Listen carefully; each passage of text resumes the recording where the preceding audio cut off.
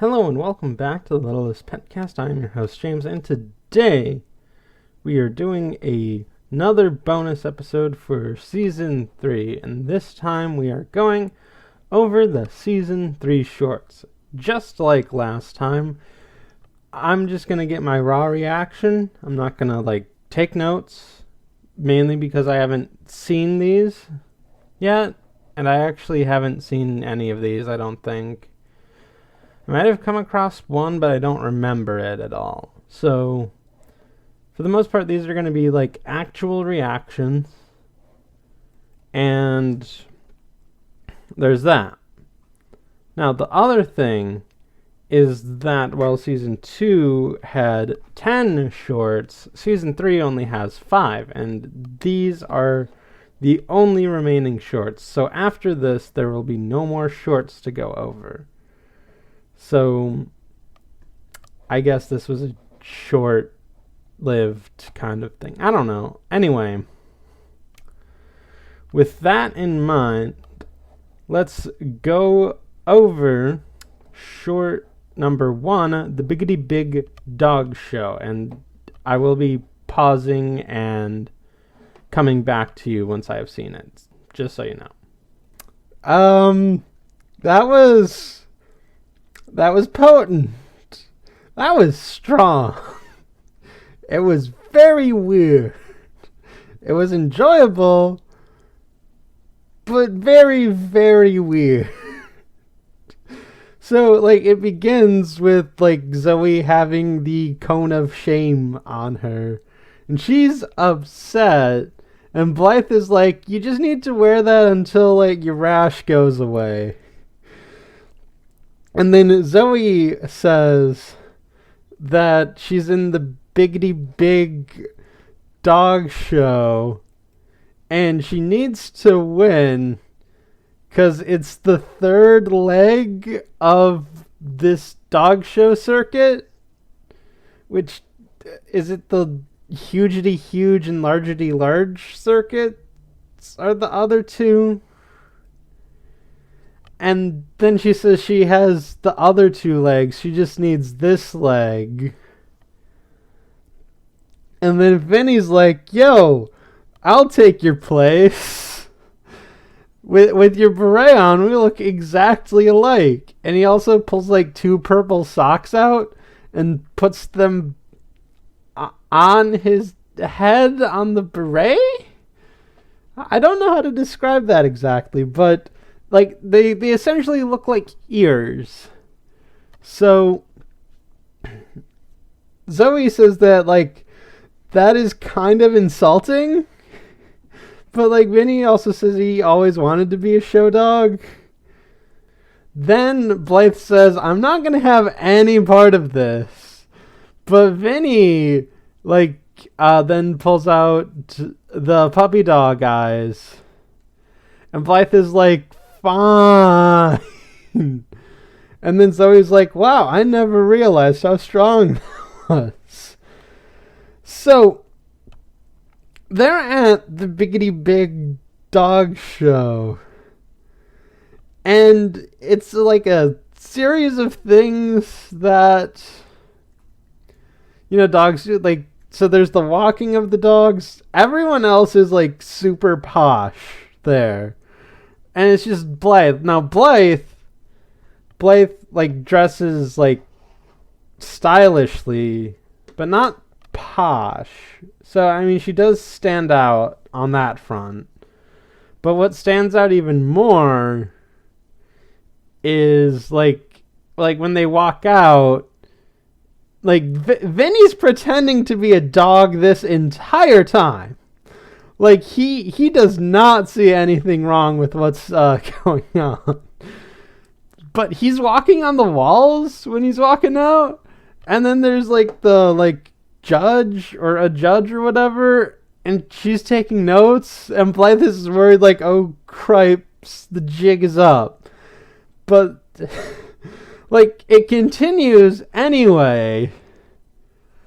Where they go fetch to see a pet's ability, But when Blythe throws the stick, Vinny just uses his tongue to grab it. But he still thinks he's kind of a dog. And then, hold on a second. Was there anything, like, between? Nope. So, yeah, next was grooming. And Blythe is like, I have this brush. But Vinny was like, nah, I got this. And he just pulls his skin off. He sheds his skin, but he pulls it off like it's a... like there's a rip-off like set of clothes and there's a second pair of clothes underneath, but it's just his skin and there's a fresher coat underneath. Like, all of these are very good bits. And then, like, lastly, it comes to the up close and personal stuff. And, like, the judge is, like, I don't know, pinching legs, inspecting the mouth, and inside Vinny's mouth there's, like, a bunch of flies. And I don't know if that's a signifier of his dental hygiene or his diet. And, like, all that stuff. And when the judge lifts the tail, which I don't know why they do that. I don't watch many dog shows, to be perfectly honest, but when she does that, the tail comes like clean off, and Blythe, thinking the jig is up, says like, I can explain Zoe was sick, but then the judge gives her the award for most unique breed. And Vinny grabs it with his tongue, and it clangs into him. But they won. And like, it's amazing. It's really amazing. like it's just really weird. Really weird, but amazing. I don't even know what to say. Does that count? Does Zoe now have all three crowns or legs of this circuit? Is that a thing? Like, do dog shows give out multiple awards? Hold on, well, I mean, they might, but I don't know how much it counts. But I guess it's a win. A win is a win, I guess, is the lesson of this. Even through the most unlikely and comedic circumstances. So, with that, we're going to go on to the next short, Sourpuss. This is another weird one. In a different way. So we just begin. We're on the pet jet, but a differently colored pet jet. Like, this one has more like pink and purple, whereas like the other one has like more blue and light blue, or blue gray rather. I don't know. So Roger is just like doing the usual, like, you know, this is your captain speaking. But he does two things that I don't know, maybe pilots shouldn't do. I don't know. But he says that we're at like 1,000 or so feet. Like, he doesn't give an exact. He just says 1,000 or so feet, and we'll be doing it for the next 14 hours. But he yells 14 hours, which shocks Blythe. But Blythe then just goes back to listening to her music or whatever. Also, where are they going that takes 14 hours to get there? And then the pets are looking at this angry cat. Like, it's sort of grumpy cat inspired, but the cat is also orange, and Pepper says that he has a case of the Mondays, and they also refer to him as a he. So, is it just like a more blatant Garfield than it is? Like, it's Garfield, but with like the grumpy cat look. Vinny points out that it's Tuesday, and then Pepper's like, well, whatever, I can't look at this face for the next 14 hours. So don't? Just don't? I don't know. This is a weird short. So Penny decides that what he needs is a hug and hugs him, but it doesn't work, and then everyone else gets out an umbrella because Penny cries. It's basically just a bunch of sight gags like that throughout. Like, Pepper uses her scent to balloon animal the, like, arrow through the head thing. So I guess scents are now malleable, and like that doesn't work. Vinny tries doing a bunch of funny faces. That doesn't work. Minka tries tickling him, like by coming down off an inexplicable tire swing.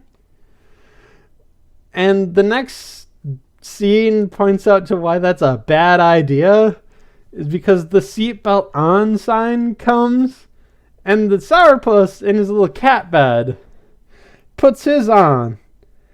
And that's because they're going through turbulence, like an actual, like, thunderstorm. And Mink is just bouncing around and breaks off.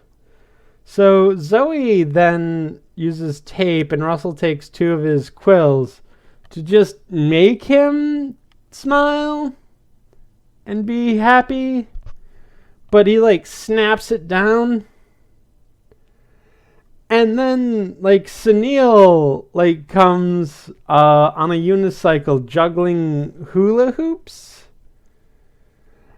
and then like someone who's eating peanuts like pulls some peanuts out. One falls to the floor, the unicycle hits the peanut, and Sunil like crashes into the food.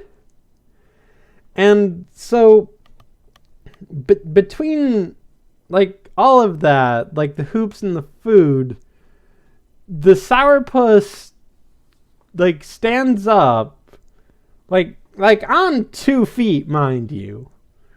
Like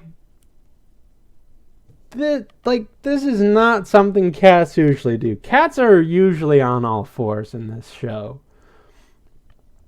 So, but this cat stands up on 2 feet, which I guess makes it a Garfield more than anything. And then we see like one of the hula hoops just being stuck around him with lettuce as acting like a dress. But then he's happy, and he starts doing ballet, like all the way across the plane, goes to the bathroom, does his business. We hear a flush, comes back, and is happier than ever. And the pets are like, I guess we did it. And then they ballet. And then Vinny leaps to the skies, but then falls on his face. That's just a really weird short. It's funny. I'll give it that. It's a bunch of like gags and stuff. It's so like it's a lot of gags. And I guess that's what these shorts are good for. 'Cause like the show does have gags. But if you want to do an entire thing of gags, like 3 minutes or so is like the right amount of time for that. Oh, right. Another thing I forgot to mention. We see the cockpit for a brief second, and Emma's mom is there. So Emma's mom stays later than Emma, which come on. Come on. Even in these bonuses, I can't get away from that. Come on. Like, but as I said, it's very weird, but very fun. I don't know how else to describe it. It's just, like, it does its best for what it is. And there we go.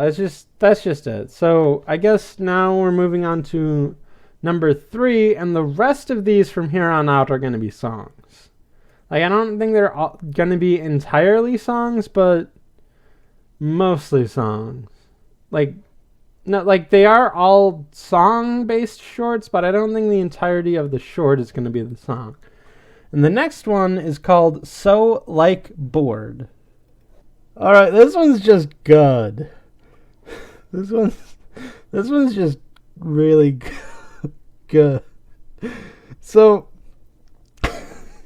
I'm still laughing because this has been an uphill journey so far. They have just kept getting better. Like, I mean, yeah, no, I think, I'm still, okay, let compose myself. So, it starts with Whitney and Brittany brushing cashmere and velvet, but they're, like, so bored, or so, like, bored, rather, because they've been doing it for 1 whole minute.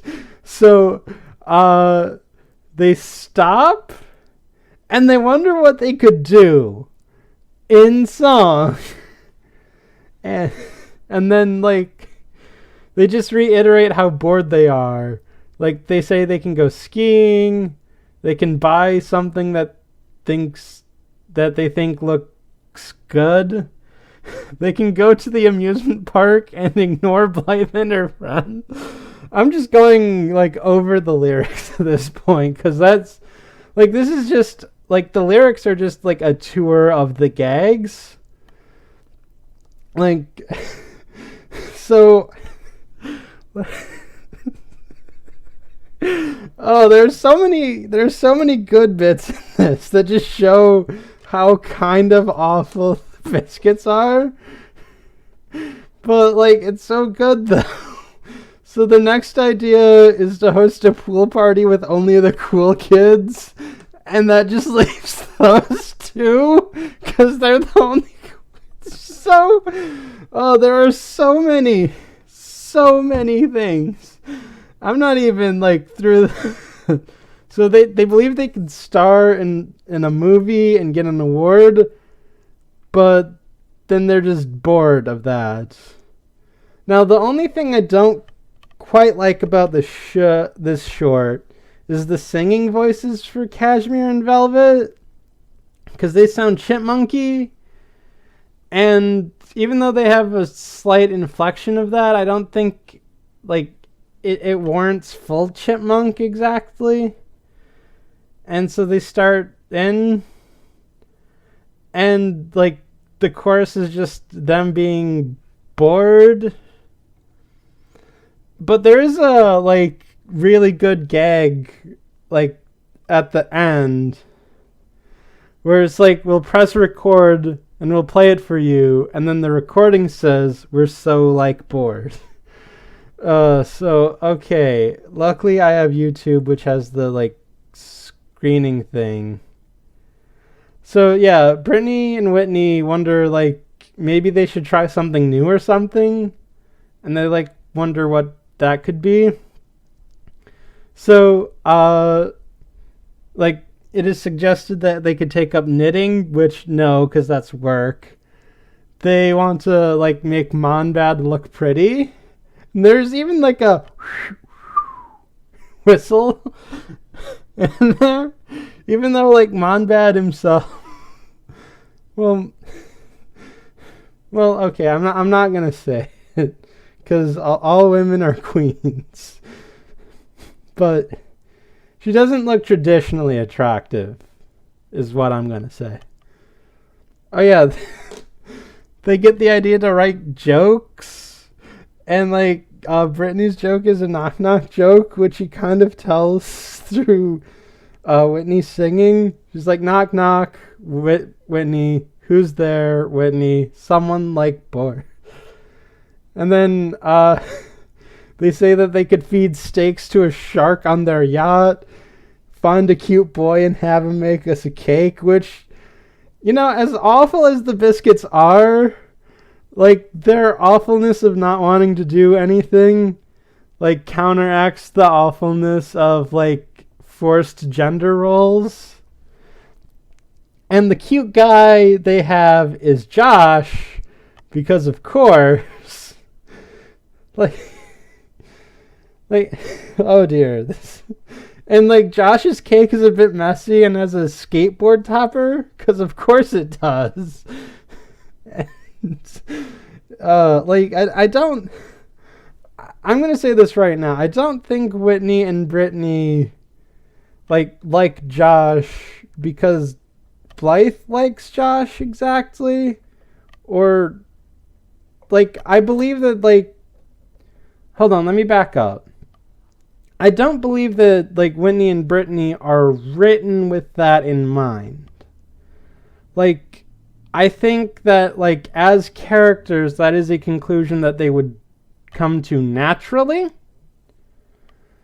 Meanwhile, like, I feel like a different example from a better show with, like, Lila liking Adrian in Miraculous Ladybug, where I feel like she was written to like Adrian as a means of making Marinette mad, where the Biskits liking Josh might make Blythe mad, but I don't think that, like if Blythe wasn't in the picture, but Josh and the Biskits were,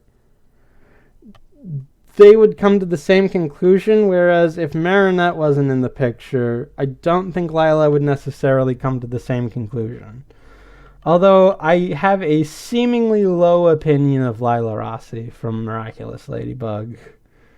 So, anyway, back to the short. They say that they could buy something that they can barely afford, but when Brittany asks what it is, Whitney says, I'm just so, like, bored. And then, like, the chorus happens again. And then, like, the song ends.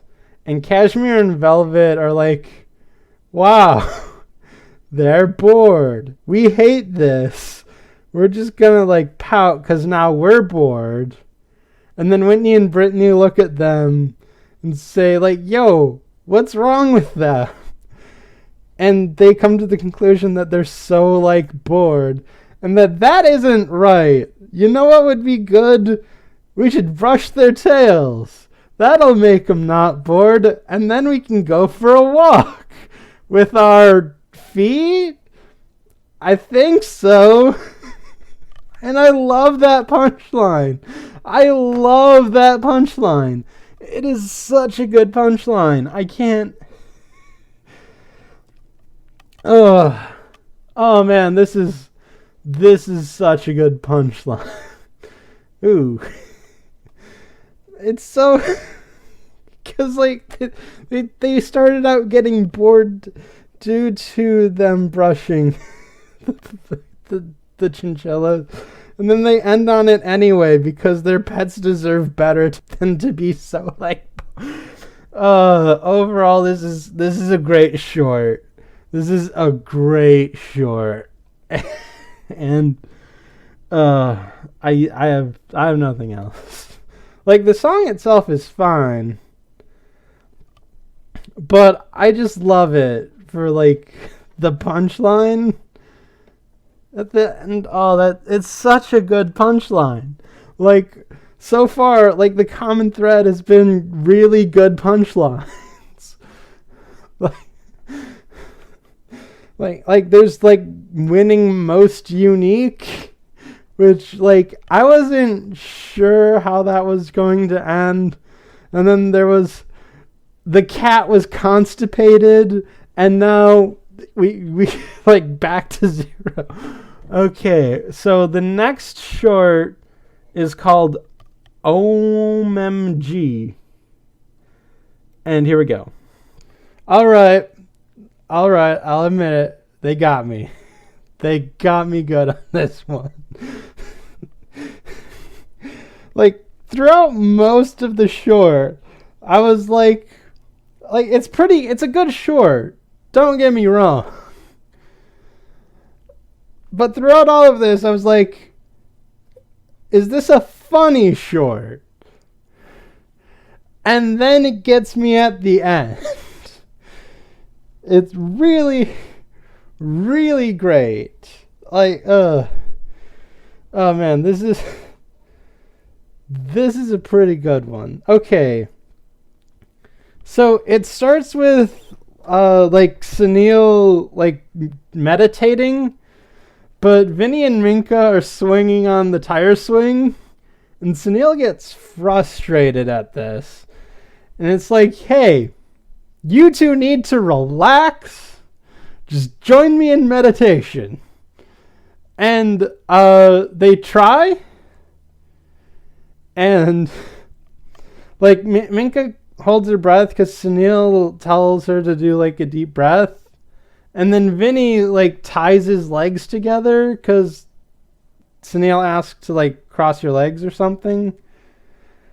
And like Sunil like they the two like kind of explode again. But Sunil's like, seriously, relax. And then they try. But then Vinny and Minka sing a song about how they just can't relax. And they don't like relaxing. And they like doing other stuff. Like dancing or stomping about, sliding around, swinging from stuff, catching flies, doing various exercises. But then Sunil like comes back with the Om, like at the end of the like chorus part. It's a really weird song to categorize, like where stuff is. It seems like the chorus is like a different part of the verse, and like the chorus in each verse is different from like what it is like the two times they do it. So like the same basic idea repeats for the second verse, and like because like the end it kind of ramps up. Like Minka likes baking, Vinny wants to eat a big birthday cake, but he gets a stomach ache. Like they build a fort, find a wig, like go through the trash. And then one of the choice lines is make a mess, not my fault. And then like at the end, like Sunil's in a state of meditation throughout all of this. So at the end, after Vinny and Minka do all of this, they fall asleep, and that's where it got me. That's like, okay, you win, short. You're funny now. I liked you already, but you're funny now. And then Sunil gets out of his meditative stance. Like, he sees the obvious mess, but he sees that Vinny and Minka are, like, sleeping and relaxing finally. And he's like, good job, Sunil. And he goes, like, to gently swing on the tire swing. Not like how they do it, but he gently swings on it. Like, oh, man. Man, it's a great, great short. And I love it. All right. So the last short that we're gonna look over is called What's Next? And this is the last Littlest Pet Shop short. So let's see if it ends the shorts off well. Okay. Okay, this short didn't make me laugh. I'm tearing up. It's making me tear up. It's so heartfelt. It's so heartfelt. I can't. I just can't. It's like there's so much I like about this short. Like this short, like might just be worthy of an episode of its own. But we're not going to do that. We're just going to see if I can make this go like... Okay, so one thing I've been eyeing is that the season 2 shorts, being twice as many shorts, I only got 45 minutes out of this. I'm at minute like 30 right now. I'm going to see if I can break that, because it seems possible at this point. So let's just get going. We start at the Plaza Hotel. Like, everyone, like, they're at the pool area, and Blythe and Zoe are chilling. And Zoe says, like, this reminds me of Pet Fest. And, like, Blythe is like, yeah. And then Zoe asks, so what you gonna do next? And then Blythe is like, well, I'm designing fashion. And so he's like, I know that, but what are you gonna do? And then Russell comes by floating on a thing saying, the world is your oyster. But then Minka like flips him over and says, who says that? Probably not oysters, which is a good line. So, and then Blythe is like, I never really thought of that. And then like the song is just a list of stuff that like she wants to do, which is like the first big point I want to make about this short. So, like, what's next is essentially Blythe's version of So Like Bored, but, like, they're written and composed in a way that, like, highlights their character traits. Where, like So Like Bored kind of highlights that, like, they don't care about the world mostly, and they just kind of want to not be bored, but they like their pets, and they'll do stuff for them. And it kind of begins, slight spoiler here, it kind of sets off the Biscuit redemption arc that season 4 goes through a little bit. It's weird. I'll get to it when I get to it, but there's that. And then like this short, what's next, is like Blythe's version of like, yo, I want to do all of these cool things because they're cool and I like it. So like the first thing like she suggests is going and like being a museum guide for the Louvre, which you might want to learn French for that, Blythe. And you said you're not good at learning French. But, like, I guess she'll make it a priority or make it worth it just to be surrounded by all the art and culture. And, like, the only somewhat downside of this is that, like, the most that Zoe, Russell, and Minka do is, like, clap and say, hey, hey, or whatever. Like, as, like, filler beats or ending beats when Blythe isn't singing about something. Like, they have their own parts. And, like, but that's later. And, like, it's a good bit, though. Like, the way they do it is fine. I don't actually see how much of a problem it is now that I'm looking at it. Oh boy, this is something. Blythe's next suggestion is to give, like, tours of the city. She's on a double-decker bus. And then Blythe is like, maybe I'll travel by hot air balloon, see like the world from above. And then she wants to climb the tallest mountain, and then says like it's an endless possibility. So then she wants to like go through the rainforest of Chile to see what's up there with that area. And then her next idea is to do something just because it's silly. And like her idea of doing something silly is fly a plane, which horrified me for a second. Because like flying a plane is serious business. Like no matter how much Roger jokes about it, he does that to alleviate the tension. But the next line is the silly part, which is she wants to fly a plane to draw her face in the sky. So like I think she knows like driving a passenger plane, and like even driving a plane in itself is kind of like serious, but that like, you know, drawing a face in the skies is fun. And then she wants to travel underwater and see a whale looking back at her. And then she wants to go to the moon. Highly ambitious of you, Blythe.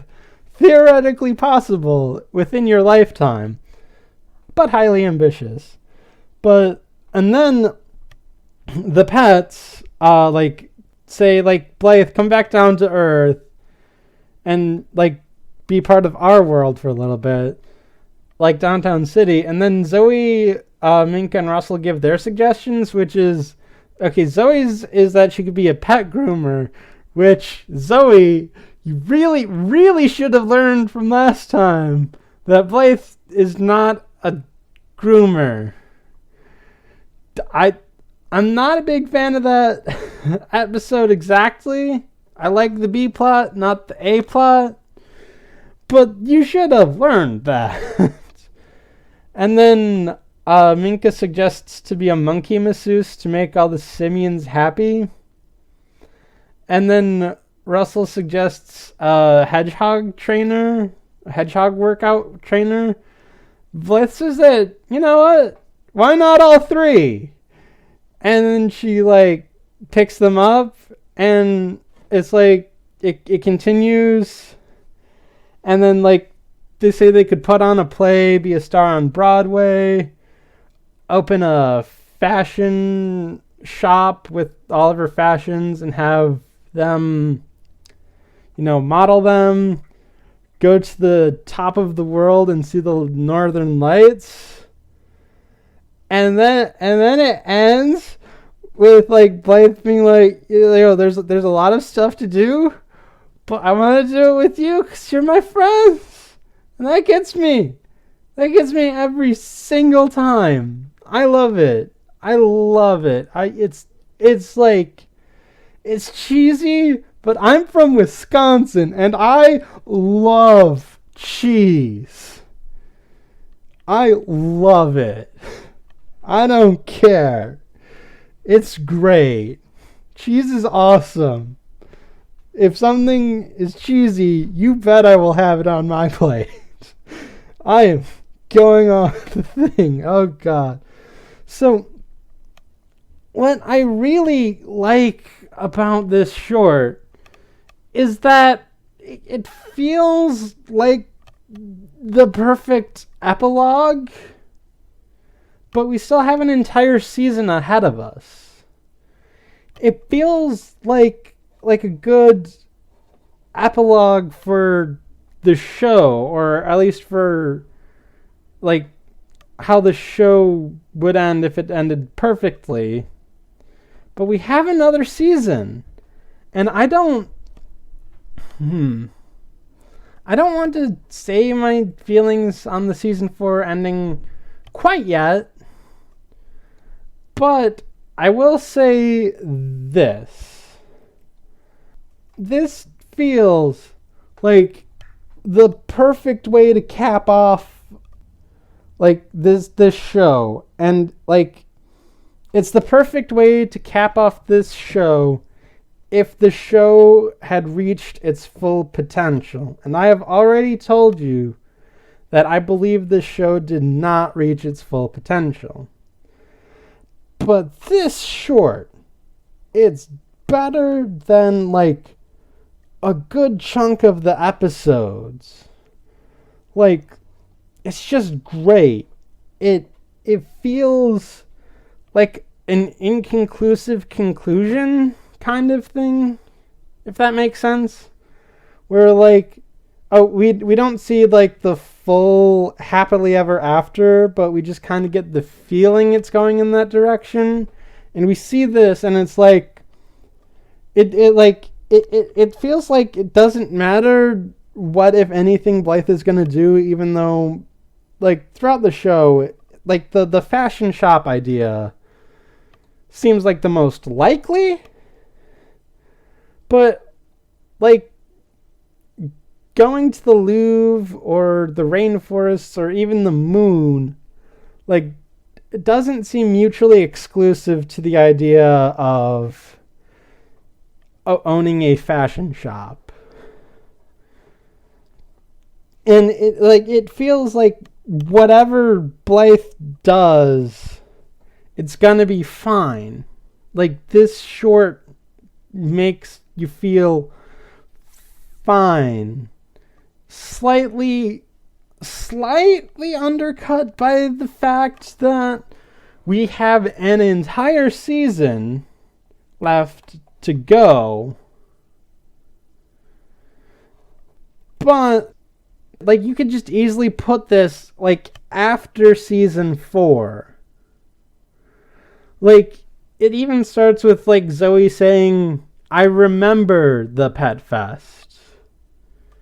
And she calls it your biggest achievement, which I think it kind of is, actually. Like, man, I'm also teasing, like, the, like, retrospective a little bit. Like, that is Blythe's, like, biggest thing that she has done, and it went relatively smoothly.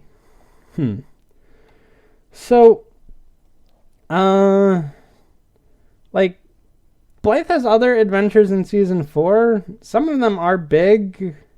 It is weird. It is weird because this is the most I'm talking about this while also trying to tiptoe around it. Like, I would argue, like, there are bigger things in season 4, but maybe not bigger events, or I don't know. It's really hard to talk around it. All right, so that's it for the shorts. Like, I like put them in order from worst to best last time, but I mean, this time, like, that's easier to do.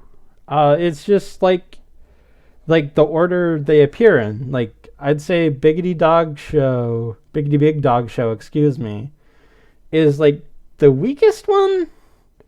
Or it and Sourpuss are kind of tied, but I think they're kind of tied. And then, like, it gets better each time. Like Biggity-Big Dog Show, Sourpuss, So Like Bored, OMG, and then What's Next? Like, that's the order I would rank them in terms of quality.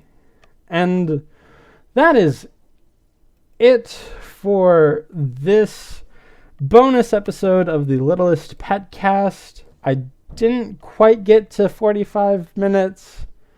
I might with all this spiel, but that is it for this episode of the Littlest PetCast. Please rate and review on Shout Engine, on Apple Podcasts, on the Google Play Store, and wherever else RSS feeds go when they want to know what's next. And be sure to tune in next time where I go over the songs of Season 3, including these shorts. I will see you then.